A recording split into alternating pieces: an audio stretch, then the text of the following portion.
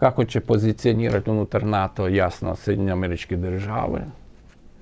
Već odlazi 5000 sigurno vojske iz Njemačke, možda iz Ispanije i Španjolske i Italije.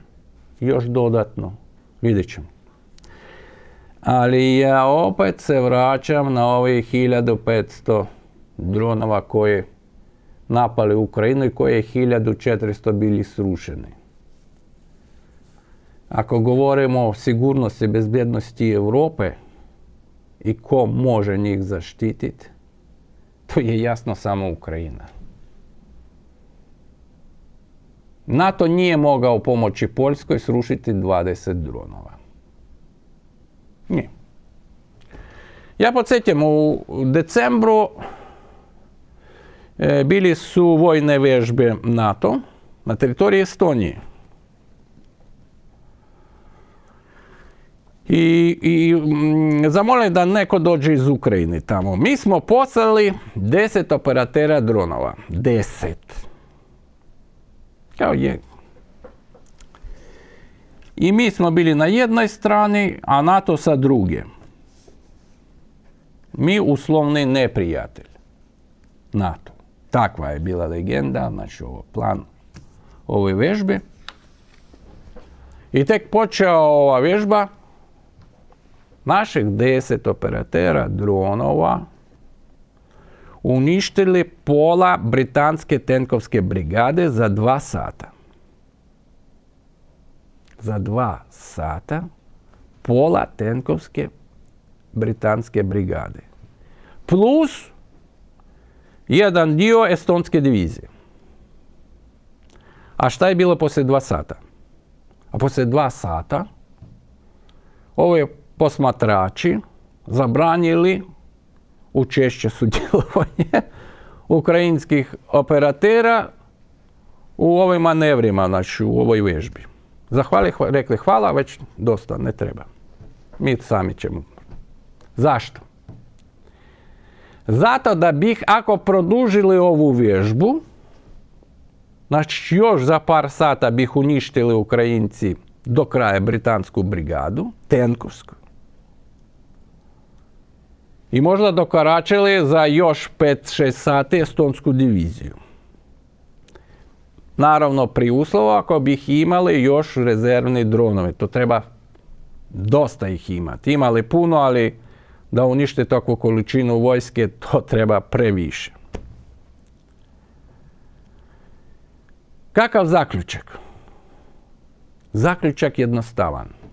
NATO ne zna savremena ratovanja 0.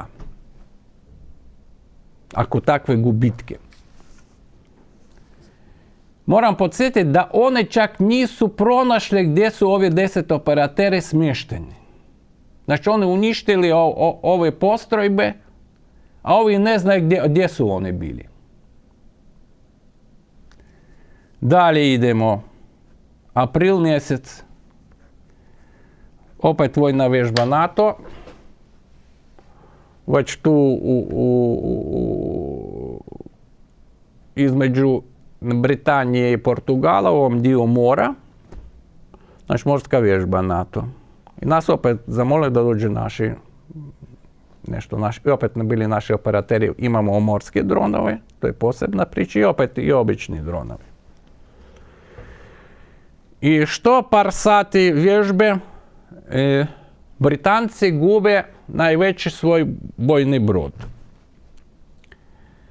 Oni gube ovaj najveći bojni brod i čak nisu shvatili da on uništen.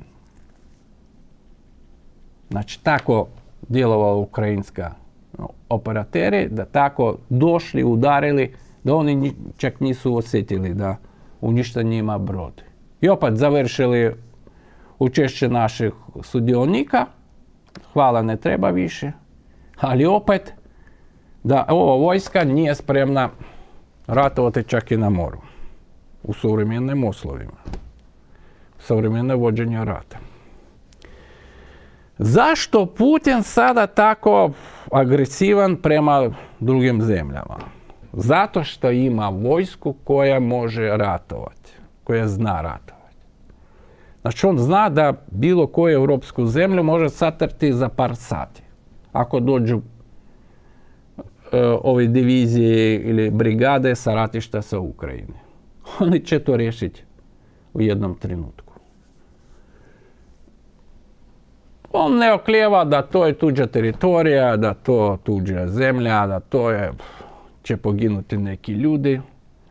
On će uništiti ovu vojsku, a poslije politički tražiti da budu pokorni Moskvi. I to je zemlja po zemlji. Prvi na udaru ovi manje, Estonija i Letonija, poslije malo krupnije, može Litvanija, možda Finska. A možda će poslije stati i tražiti neke dobre uslove za tretiranje od čitave Europe za Rusku federaciju. No sanctions, sankcija nema, Rusija najbolji prijatelj, mi ćemo stati, nećemo vam prijetiti, ćemo trgovati, ali vi morate slušati Moskvu. I to je sve. Amerikanci polako odlaze, mi tu glavni. Ovaj scenario nije obavezan, ali je vrlo, vrlo moguć. Šta još moguće? Prije 2 dana Državna duma Rusije podržala prijedlog da Putin svojim odlukom može samostalno koristiti vojsku bilo koje tačke planete, ako on će razmišljati da za ruske građane neka opasnost. Znači bila neka opasnost za ruske građane koje će procijeniti Kremlj i on može vojsku poslati u ovu zemlju. I sada budite svi na oprezu. Znači tamo gdje ruski građane opasnost da dođe ruska vojska. Zbog toga Kremlj odlučuje da li one su u opasnosti ili nisu u opasnosti.